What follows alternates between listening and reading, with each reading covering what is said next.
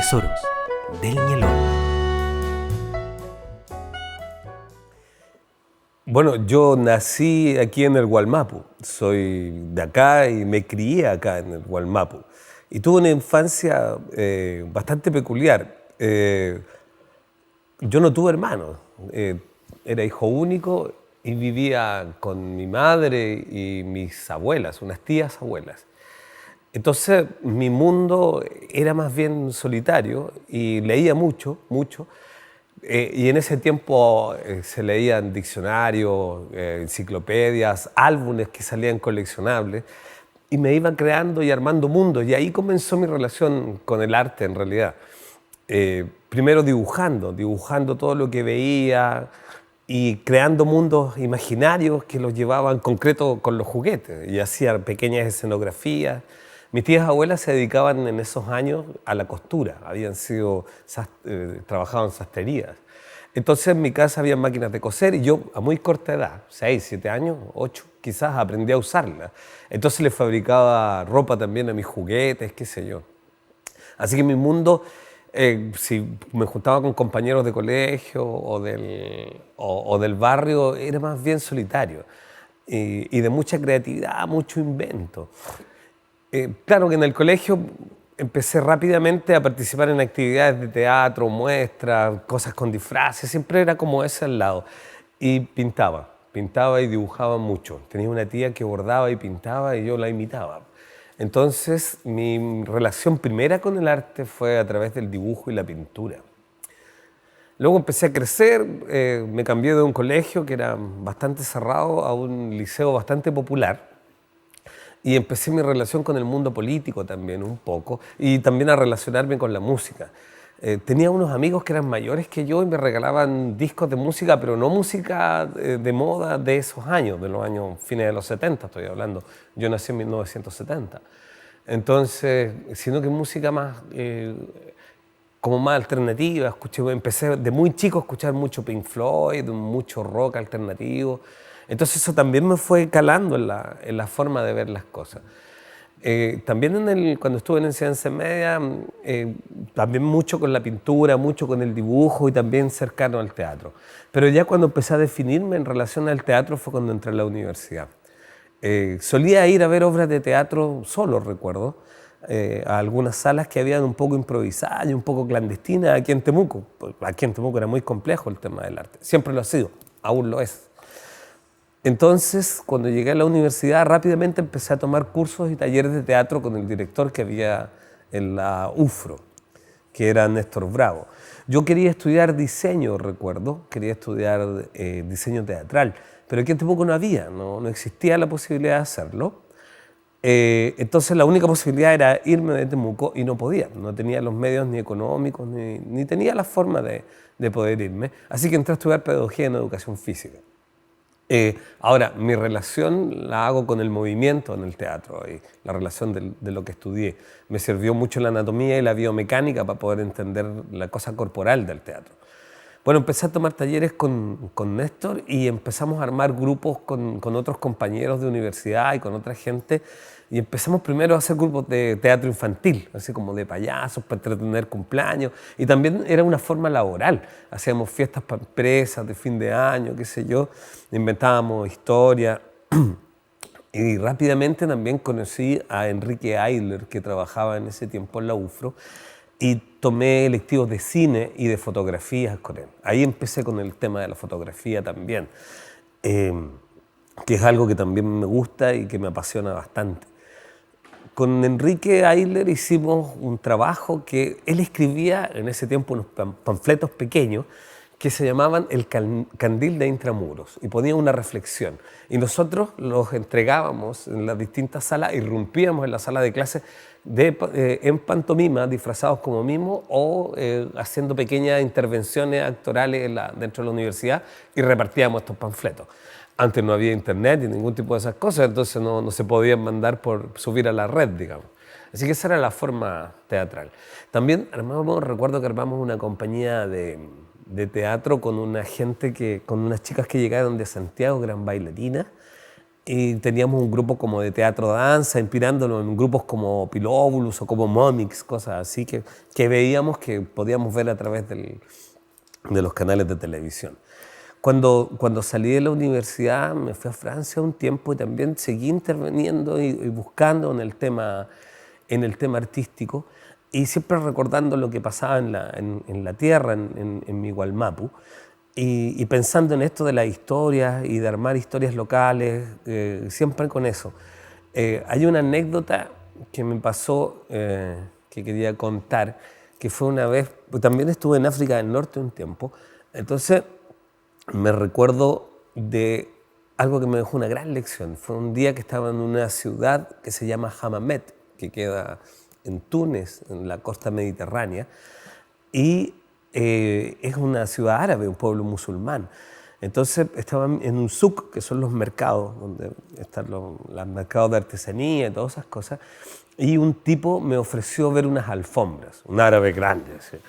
Y yo lo seguí, me dijo, ven por acá, y yo lo seguía, y cada vez metiéndonos por callejones más intrincados, un poco entre el miedo y también la curiosidad, lo seguí, nos metimos, hasta que llegamos como pasando por una especie de cuevas casi dentro de esta ciudad antigua, una ciudad de 300 años antes de Cristo, y llegamos a una torre que estaba en un patio interior, abrió la puerta y entramos a la torre.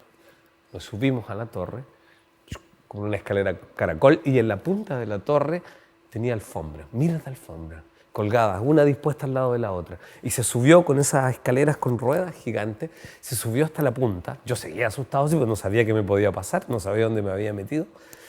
Y tomó una alfombra y la lanzó al aire.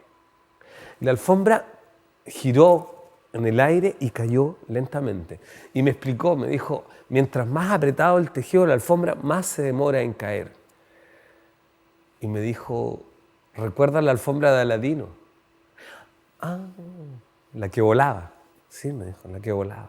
Entonces, yo pensaba, bueno, de ahí viene la cosa de la alfombra, de ahí viene de la calidad del tejido, entonces era tan buena que volaba. Entonces decía, claro, así se justifican las historias y se arman los mitos y se arman las leyendas. Entonces cuando me volví para acá, para Chile, pensé en la importancia de esto, de rescatar mitos y leyendas de acá. Llegué acá y entré a trabajar en la Universidad Católica, a hacer clases en las carreras de pedagogía, el ramo de pedagogía teatral. Y después un amigo, conocí a Edmundo Lebrecht, un viejo actor, que hizo una especie de compañía de teatro interuniversitaria, y yo participé con él, le ayudé, y él hizo un proyecto para armar una escuela de teatro acá. Y también le ayudé a hacer el proyecto y a hacer la malla curricular, y logramos abrir la escuela de teatro en la Universidad Mayor, recuerdo. Entre tanto, yo estaba trabajando ya con otra compañía de teatro. Trabajé con una compañía que se llamaba La Corte, que era independiente. Trabajé con una compañía que se llamaba Pimpiriflauta también, donde hicimos mucho trabajo de teatro y también con este rescate de historias y leyendas locales, del pueblo Selknam, de distintos pueblos de acá de la región. Y siguió la inquietud esta. Bueno, hice clase un tiempo en la Universidad Mayor y después armamos otra compañía de teatro donde conocí a un músico que se llamaba Jorge Lobos, que él está en Valparaíso ahora, y él era el trompetista de la Negra Esther. Entonces, a través de él logramos llegar a la carpa del Circo Teatro, la carpa de Andrés Pérez. Trabajamos ahí también con unos talleres de teatro, con un profesor que venía de Francia, que yo lo conocía de allá también, que se llamaba Georges Vigot, y él hicimos un Shakespeare, recuerdo, con Rosa Ramírez, con actores de gran renombre. Bueno, después de eso nos volvimos acá a Temuco. Bueno, participamos esa vez en varios festivales, en Festival Teatro 1000, en festivales, distintos tipos de festivales, siempre ahí en la carpa del Circo Teatro. Fue una bonita experiencia teatral. Cuando llegamos acá, recuerdo que seguimos armando compañías, y yo siempre haciendo clases en colegios también, porque como soy profesor, es una manera de difundir el arte, además, creo yo, y también una opción laboral, dado que tampoco el arte tiene mucho techo en términos de espacios laborales. Armamos una compañía de teatro que se llamaba después Calato, Calato es una palabra aymara. Muchos creen que es una palabra griega, calato por el teatro griego, no, una palabra aymara que quiere decir desnudo. Y empezamos un trabajo de teatro y teatro un poco político con Nelson Venegas, un actor de acá de la región también. Y luego continuamos con esto del rescate de leyendas locales. Creamos, aparte de eso, con otros amigos, una compañía de teatro que le pusimos títeres gigantes, porque hicimos unos muñecos gigantes de 3 metros de alto, que aprendí a hacerlos con un actor italiano, que él había trabajado con la gran persona y ahí hubo una relación. Y creamos esta compañía de grandes muñecos con la cual empezamos a recuperar leyendas locales. La primera historia que hicimos era sobre un espíritu que vivía en el agua, el chompal del agua. Luego hicimos otra de una niña que se convertía en machi y la contamos como hecho para niños. Ahora, esta historia la obtuvimos desde Ercilla, en un trabajo que hicimos allá de arte comunitario, con una chica que se llamaba Emma Catrillanca, de la comunidad de Temucuicui, que aprovecho de saludarla. Eso fue dentro del contexto de talleres de arte comunitario, a lo cual me dediqué mucho también. Lo que hacíamos era, con una compañía que se llamaba Teatro de Tierra, era que viajábamos a un lugar, nos instalábamos, estábamos, por ejemplo, un mes con la gente viviendo, recopilando historias locales, recopilando también los problemas que ellos tenían y las posibles soluciones. Y estas posibles soluciones o esta información de sus historias las comunicábamos al resto de la población a través de obras de teatro, de cortometrajes de video y de murales. Y eso lo hicimos a través del Consejo de la Cultura desde Arica a Punta Arenas, es decir, en todo Chile. Tenemos trabajos en Iquique, en Arica, en Tocopilla, en Yumbel, en Porvenir, etc. En muchos lugares de acá. Bueno, y yo he seguido mi camino tratando de llevar el teatro a la recuperación de la historia local, que es lo que más me interesa, a recuperar la raíz, a fortalecer nuestra identidad. Y en uno de esos viajes, ires y venires, me encontré con una leyenda lafkenche que habla de cuatro machis que se transforman en ballenas blancas y que llevan los cuerpos de las almas y los cuerpos a descansar a un lugar sagrado que se llama Isla Mocha, que es aquí en Tirúa. Y esa historia es porque los lafkenches de ahí veían ballenas blancas ahí, porque efectivamente habían cachalotes blancos que habitaban en ese lugar y fue una zona ballenera. Y llegó una vez un barco ballenero y una de estas cachalotes hundió realmente un barco ballenero y un tipo, que era un científico loco que andaba dando vuelta acá, escribió una crónica sobre eso.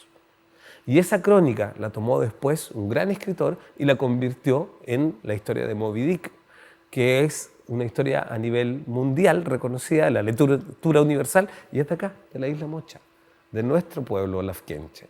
Entonces decidí hacerla en teatro y la hice una vez, recuerdo, con Jaime Llori, con el gran maestro de danza que ya nos dejó, y con él hicimos harto trabajo también en danza y en teatro. Creamos este montaje, pero creamos otros montajes más. Yo recuerdo que le hacía la cosa técnica. Bueno, y hoy mis días de teatro están basados en seguir recuperando historias locales y estoy haciendo clases en un liceo donde hago clases de teatro y educación y además estoy trabajando, dirigiendo un taller de teatro con jóvenes, que es un taller en la Biblioteca Carlos Sepúlveda, con los cuales ya llevamos un montaje que se llama Caollón, que habla sobre la máscara del pueblo mapuche, y vamos a hacer otro montaje también de recuperación de historias locales. Creyendo que el teatro es una forma de comunicación y además de conservar y respetar nuestra raíz y tener un pacto amigable con el medio ambiente, y además poder vivir en comunidad y en un respeto.